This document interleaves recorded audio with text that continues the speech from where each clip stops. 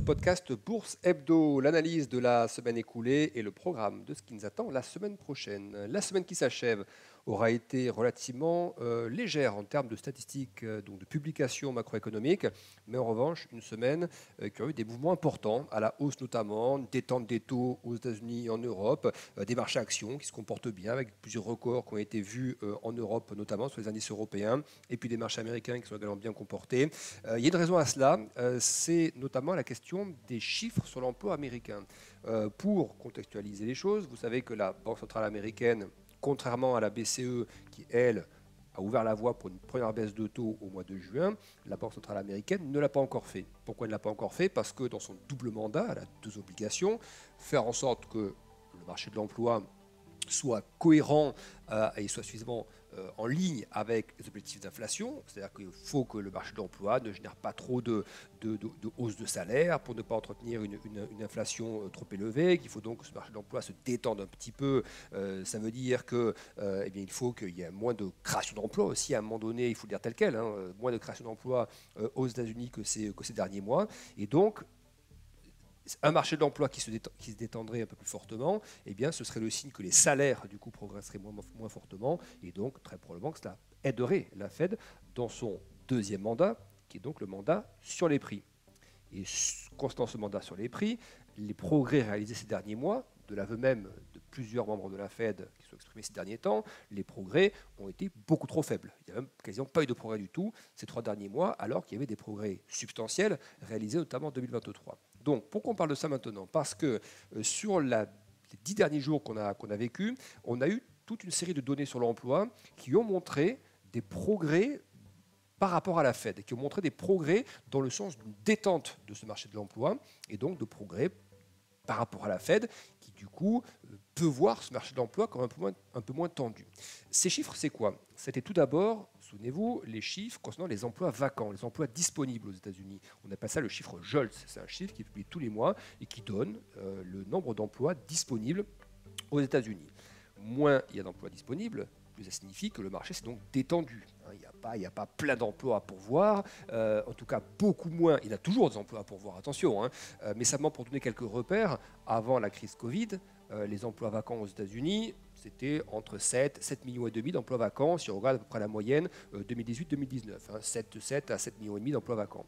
Post-Covid, dans cette phase hyper euphorique qu'a connue l'économie américaine, et aussi à raison d'un nombre de gens significatifs qui ont quitté temporairement le marché du travail en raison de l'effet richesse, la hausse des marchés financiers, les aides très nombreuses qui ont été versées dans cette période-là, certains Américains sont sortis du marché du travail. Et à ce moment-là, donc, on est monté à un pic de 12 millions d'emplois disponibles aux États-Unis. Donc, vous vous rendez compte, 7 millions à peu près avant Covid, 12 millions un peu après le Covid, dans vraiment ce qui était la traduction d'un marché d'emploi très tendu. Donc, ce qui voulait donc dire qu'il y avait énormément d'offres d'emploi sur le marché, que les employeurs voulaient recruter, créer des postes, etc., mais n'avaient pas assez d'Américains disponibles pour pourvoir ces jobs-là. Et donc, ça génère quoi? Ça génère des hausses de salaire. Quand vous êtes chef d'entreprise, vous créez des emplois, vous avez des postes à pourvoir, et vous n'arrivez pas à pourvoir ces emplois, et il n'y a pas assez de candidats pour les pourvoir, mais que faites-vous? Vous augmentez les salaires, les primes à l'embauche, etc.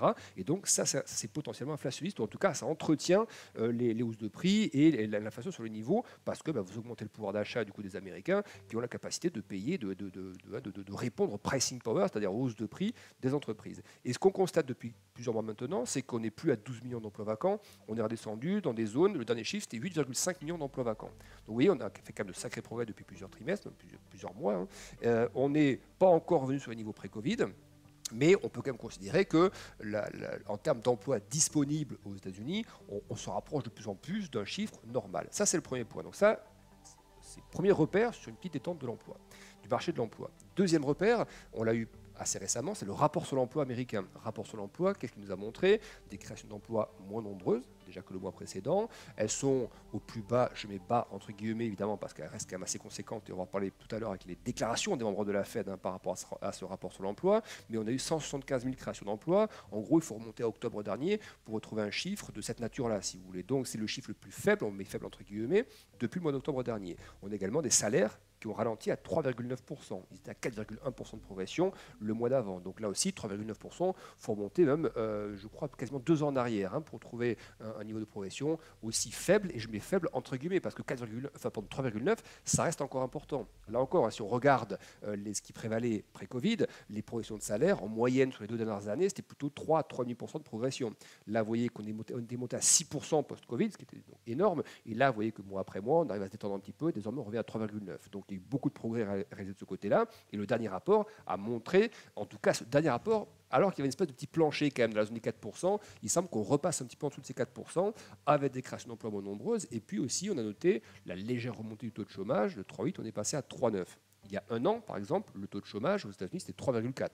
Donc, vous voyez, cette série de données montre progressivement, je dis bien progressivement, une détente du marché du travail. Et le dernier chiffre qui a été publié cette semaine, c'est la question des inscriptions hebdomadaires au chômage. On a eu 231 000 inscriptions au chômage, c'était une donnée hebdomadaire. Il faut remonter au mois d'août 2023, donc l'année dernière, pour trouver un chiffre similaire. Parce que jusqu'à présent, les derniers chiffres d'inscription hebdomadaire au chômage qu'on avait semaine après semaine, c'était plutôt entre 200 et 220 000. Là, 231 000, il faut remonter au mois d'août dernier pour trouver un niveau similaire. Donc, vous voyez, toutes ces données sur l'emploi montrent qu'il y a un début de ralentissement de ce marché de l'emploi. Donc, que se passe-t-il sur les marchés? Eh bien, les taux, logiquement, se détendent. Le 10 ans américain, il y a quelques jours, il était encore à 4,7%. On l'a retrouvé cette semaine dans la zone des 4,4%. 30 points de base qui ont été lâchés en une grosse semaine, une semaine et demie. Donc ça, c'est évidemment en lien avec ces chiffres sur l'emploi, un poil moins bon, qui montre une petite détente. Et le marché action se dit quoi? Bien, formidable. Si les signaux commencent à apparaître sur la détente du marché du travail, et bien donc c'est que sur un des 2 mandats de la Fed, on a fait des progrès. Donc, les marchés actions achètent, aussi bien en Europe qu'aux États-Unis, mais notamment aux États-Unis, ces informations-là.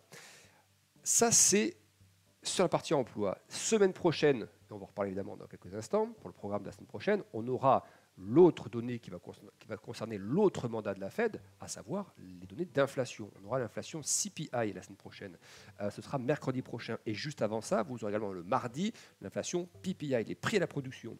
C'est capital, ces données, parce que soit elles vont dans le sens de la détente du marché de l'emploi qu'on observe un petit peu. On a également des signaux macroéconomiques américains qui sont un tout petit peu moins bons depuis quelques semaines. On le voit sur les publications par rapport au consensus, qu'il y a encore 2 ou 3 mois de cela. Donc, on peut peut-être commencer à voir, mais peut-être, il n'y a pas de certitude, mais peut-être un début de petit ralentissement de l'économie américaine, notamment qu'on a vu via l'ISM Service. Cet indicateur avance dans les services, 80% de l'économie américaine, les services, qui est passé en dessous de 50, donc zone de contraction.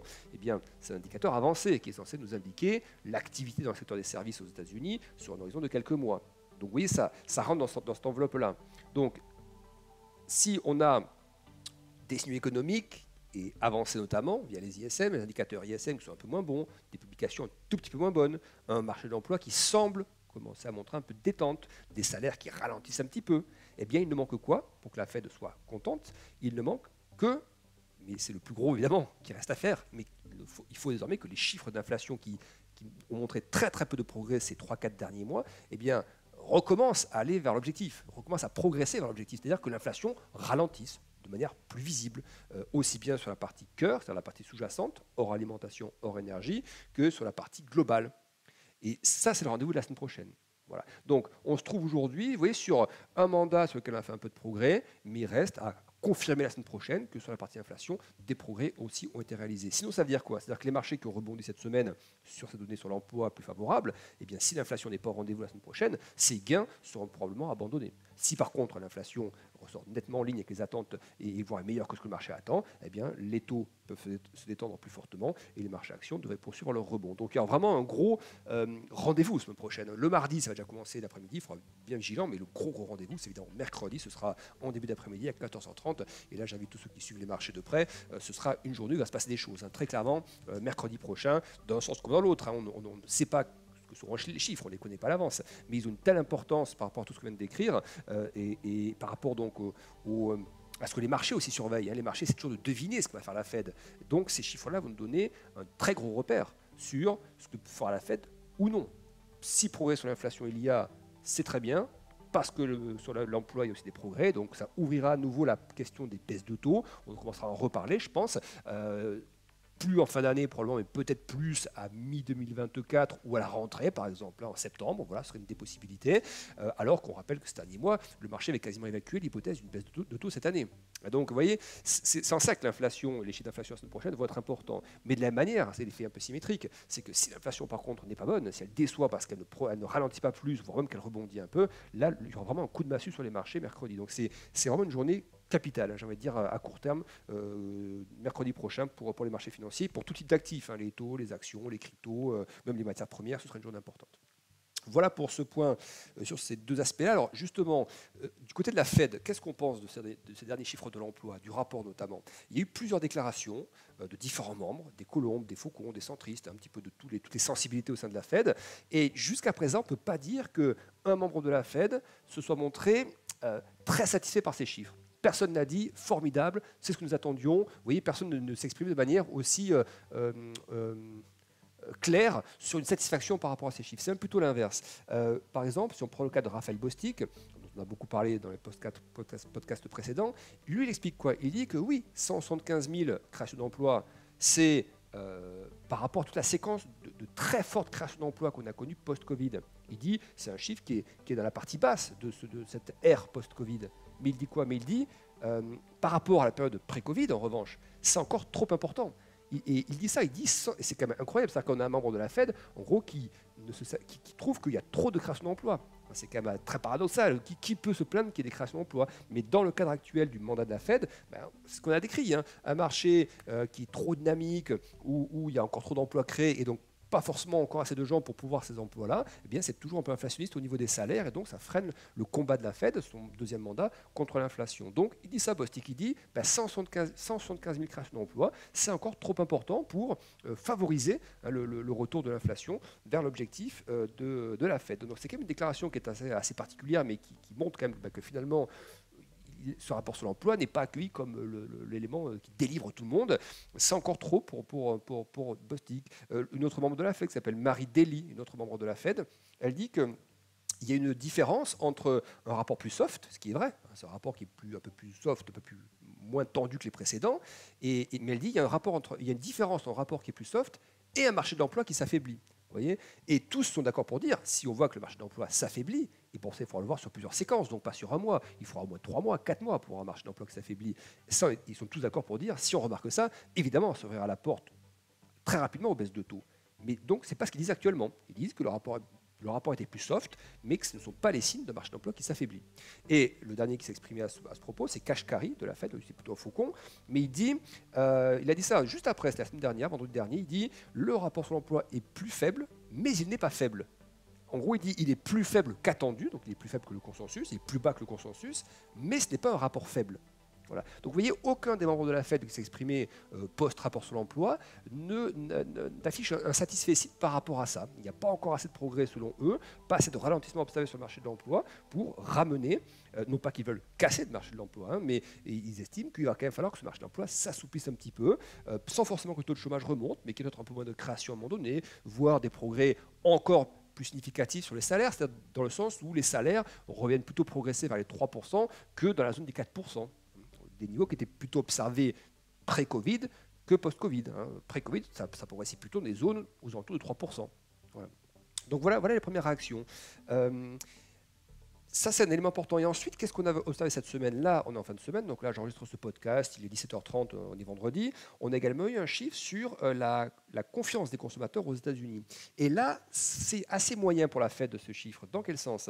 La confiance des consommateurs, c'est une donnée donc, qui est mensuelle, ce mois-ci, elle a chuté de 10 points. Ce qui est beaucoup, d'une variation d'un mois à l'autre, 10 points, c'est beaucoup. En gros, on passe de 77 à 67. Mais dans ce même rapport sur la confiance des consommateurs, qui est publié par l'Université du Michigan, mais qui est un rapport à l'échelle des États-Unis. Donc, on voit que les anticipations d'inflation de ces mêmes consommateurs ont progressé au mois de mai. Elles étaient à 3,2% d'inflation anticipée à 12 mois. En gros, on demande aux consommateurs où pensez-vous que l'inflation sera dans 12 mois? Eh bien, le mois dernier disait elle sera à 3,2. Ce mois-ci, ils répondent elle sera à 3,5 dans 12 mois. Alors on peut dire, c'est qu'un sondage, ça concerne qu'un échantillon. Oui, mais le problème, on pourrait dire ça pour minorer l'importance, mais le problème c'est que la Fed, très régulièrement, rappelle qu'elle veut être certaine que le grand public, que les Américains comprennent bien l'engagement de la Fed et son degré d'engagement, sa volonté de ramener l'inflation à 2%. Et donc, ce que ce rapport nous montre, c'est que les Américains ont un peu moins confiance, alors donc ils vont peut-être un peu moins consommer aussi, ça c'est pas mauvais pour diminuer un peu la pression sur les prix, mais ils ont peut-être moins confiance aussi parce qu'ils pensent, et c'est ce qui ressort, que l'inflation ne va pas faire de progrès dans les 12 prochains mois. Vous voyez, ou très peu. Et donc ça, c'est pas dans le sens de la Fed. Ça veut dire que la Fed peut en conclure que son message ne porte donc pas assez, que le message de la Fed ne porte pas assez auprès des consommateurs qui ne sont pas donc convaincus que l'inflation va continuer à ralentir. Donc oui, et d'ailleurs, on a vu, là où on se parle, les taux américains rebondissent un peu aujourd'hui. Ils rebondissent parce qu'on n'a pas tout à l'heure de déclaration de Raphaël Bostic qui explique qu'il y a encore trop de création d'emplois pour que ce soit cohérent avec une inflation de retour à 2%, que les salaires progressent encore trop, etc. Et cette deuxième statistique, où les consommateurs américains pensent que l'inflation, dans un an, sera encore à 3,5, ce qui n'est pas du tout l'objectif évidemment fixé par la Fed. Donc ça, on a vu aujourd'hui que ça a lifté un petit peu les taux américains. En gros, on est repassé là brièvement, pour l'instant, on est revenu en tout cas au-delà de 4,50%, alors qu'il y a quelques heures, hier soir, on était plus proche des 4,4%. Vous voyez, donc rebond des taux sur ces déclarations, ces chiffres qu'on vient d'écrire. Voilà pour cette partie-là. Et puis, en revanche, il y a quand même une bonne nouvelle cette semaine. Ça, il faut dire quand les choses sont un peu moyennes et quand les choses sont bonnes. On avait un regard tourné cette semaine, il n'y a pas beaucoup de chiffres macro, mais vers les adjudications du Trésor américain. Vous savez que quand les taux sont élevés, eh bien, on peut se poser des questions, on peut s'interroger toujours légitimement, est-ce que tel pays va réussir à placer sa dette parce que si le coût de la dette est plus élevé, est-ce que ce n'est pas un problème pour le pays? Est-ce que les investisseurs vont continuer d'acheter de la dette s'ils estiment qu'il y a un risque sur la dette de ce pays parce qu'ils s'endettent trop, etc. Donc les adjudications sont toujours un rendez-vous important pour voir est-ce que l'appétit des investisseurs est toujours important pour la dette américaine et surtout à quel taux sont adjugés, à quel est le taux proposé par le Trésor américain aux investisseurs qui achètent la dette. Et la bonne surprise cette semaine, c'est que les 3 grosses adjudications qu'on surveillait, une à 3 ans, une à 10 ans et une à 30 ans, eh bien toutes se sont bien passées. Il y a eu de la demande et les rendements proposés par le Trésor américain étaient grosso modo en ligne avec les rendements du marché à ce moment-là, ce qui veut dire qu'il n'y a pas de gros écart par rapport au marché, ce qui est donc plutôt perçu comme une bonne nouvelle. Donc ça, c'était quand même la bonne nouvelle pour le Trésor américain et pour la Fed aussi, du coup, cette semaine. On termine par quelques éléments avant de passer au programme pour la semaine prochaine. On note donc également une petite information qui est révélée par le Wall Street Journal. On verra si ça s'avère vrai ou pas en termes d'application. Mais d'après le Wall Street Journal, l'administration américaine s'apprête à multiplier par 4, vous avez bien entendu, par 4 les taxes à l'importation sur les véhicules électriques chinois. Actuellement, il y a une taxe de 25%. L'administration Biden envisagerait de monter ces taxes à 100%. C'est assez colossal, donc, dans les mois à venir. Donc, on va voir ce qu'il en est, mais en tout cas, c'est le genre d'information qui peut aussi faire réagir la Chine. Donc, ça, c'est le genre de taxe. Quand on commence à parler un peu comme ça, un peu durement sur les taxes commerciales ou autres, voilà, il y a certains secteurs qui peuvent ne pas trop apprécier en bourse parce que directement concernés par ce genre de choses. Et puis, ce qu'on peut craindre aussi, c'est que la Chine réplique, du coup. C'est que là, on est dans la rhétorique pour l'instant, mais la Chine pourrait aussi commencer à annoncer peut-être des mesures de rétorsion si ce genre de mesures venait à voir le jour aux États-Unis. Dernier élément d'information assez positif, celui-ci. On a une bonne surprise dans cette fin de semaine sur la publication des chiffres de la croissance au Royaume-Uni. On a une croissance 4 fois supérieure à ce qui était attendu sur la dernière période observée. Et on a également eu la Banque d'Angleterre qui a eu des discours, elle a maintenu ses taux, elle ne les a pas changés sur la dernière réunion il y a quelques jours, mais on a quand même l'impression qu'effectivement elle est partie pour peut-être réfléchir à une baisse de taux. Pas si lointaine que ça, le mois de juin pourrait être une possibilité. Et on a eu également la Banque de Suède, donc qui n'est pas dans la zone euro, mais la Banque de Suède qui a baissé ses taux cette semaine. Donc il y a quelques temps, c'était la BNS, la Banque centrale suisse qui avait baissé ses taux. Là, c'est la Banque de Suède. Donc tout ceci vient conforter le sentiment qu'effectivement la BCE, elle aussi, le fera en juin. Et pourquoi pas, ça apporte une belle surprise, également la Banque d'Angleterre. Donc ça à mettre au chapitre des éléments plutôt de nature à soutenir les marchés. Mais encore une fois, le seul point d'accroche, le seul point un peu de stress, je pense, qui peut persister, même si les marchés européens ont battu des records cette semaine, le CAC, le DAX ou autre, ça va être la question américaine. En gros, pour résumer, je pense que à ce stade, il n'y a pas vraiment de raison de voir les marchés européens repartir fortement à la baisse. On a une petite phase de consolidation avril-mai et on marque de nouveaux records, c'est plutôt un bon signe. Il me semble que si un danger devait survenir à un moment donné, ce qui n'est pas le cas pour l'instant, mais ça serait côté États-Unis, par rapport à ces chiffres d'inflation, par rapport à une résilience de l'inflation qui ne plairait pas au marché actions, qui pensait qu'après les chiffres de l'emploi, l'inflation aussi montrerait que l'inflation montrerait aussi une amélioration, vous voyez. Et si nous devions avoir ce genre de surprise la semaine prochaine, donc les marchés actions US corrigeraient, et comme on l'a vu au mois d'avril, c'est parce que les marchés américains avaient corrigé en avril que les marchés européens ont corrigé en avril. Mais ce n'était pas sur des thématiques propre à la zone euro. C'était plutôt sur les thématiques toujours liées à ces questions d'inflation aux États-Unis et de politique monétaire américaine. Alors qu'en Europe, on voit bien, toutes les banques centrales progressivement commencent à aller sur le terrain des baisses de taux. Donc voilà, c'est quand même plutôt de bonne nature à moyen terme pour les marchés européens. C'est plutôt bon pour le CAC, pour le DAX ou autre. C'est plutôt de nature à soutenir ces marchés-là et ces économies-là. On voit que les PMI qui ont pas mal rebondi ces derniers mois au niveau de la zone euro, PMI d'activité, PMI composite, donc ces indicateurs avancés sur l'économie à venir de la zone euro. Donc encore une fois, la zone euro, je trouve les spreads de taux aussi, c'est-à-dire les écarts entre le taux 10 ans allemand, 10 ans italien ou autre, sont bien resserrés. Donc on est dans une bonne phase pour la zone euro. La Chine qui progressivement remet un peu le moteur en marche. On a d'ailleurs vu cette semaine un chiffre intéressant, les importations chinoises ont progressé 2 fois plus qu'attendu dans les derniers chiffres de la balance commerciale qui ont été publiés. C'est un signe qui n'est peut-être pas mauvais par rapport aux consommateurs chinois. Ça. Donc vous voyez, ça porte la partie européenne et je ne vois pas pourquoi ça changerait fondamentalement dans les mois à venir. Encore une fois, pour moi, le seul risque que je vois sur les marchés européens, s'il devait y en avoir un, c'est un risque qui viendrait des États-Unis par rapport à des surprises liées à l'inflation et au retard que prendrait la Fed à baisser ses taux. Exactement le genre de surprise qu'on a eu par exemple en avril. Ça a d'abord baissé aux États-Unis et c'est ça qui a fait que les marchés européens avaient baissé dans la foulée. On termine par le programme. Le podcast est un peu plus long que d'habitude, mais il y avait des choses à dire. On termine rapidement par le programme de la semaine prochaine. Lundi, journée assez calme. On aura quelques discours de membres de la Fed, mais on voit que c'est important. Ça fait bouger les marchés. Donc, on surveillera les déclarations de Mester et un autre membre dont j'oublie le nom. Mais il y en aura au moins 2 lundi de la Fed. On aura également un discours du président de la Banque centrale suisse qu'on suivra lundi. Mardi, on aura l'indice du sentiment économique en Allemagne, l'indice ZIU, qui avait pas mal progressé ces derniers mois, notamment par rapport à ça, aux progrès réalisés en Chine, aux anticipations de baisse de taux de la BCE. Donc on verra si ce sentiment se poursuit encore là, sur cette publication-là. Mais ces derniers mois, on en va enchaîner au moins 3 ou 4 mois de hausse consécutifs. Il y avait donc une amélioration du sentiment en Allemagne et c'est ça aussi qui a probablement porté le DAX sur les plus hauts et notamment les records qu'on est en train de battre ou qu'on a battu aujourd'hui notamment. On aura également un indice de confiance des petites entreprises aux États-Unis qui sera publié mardi.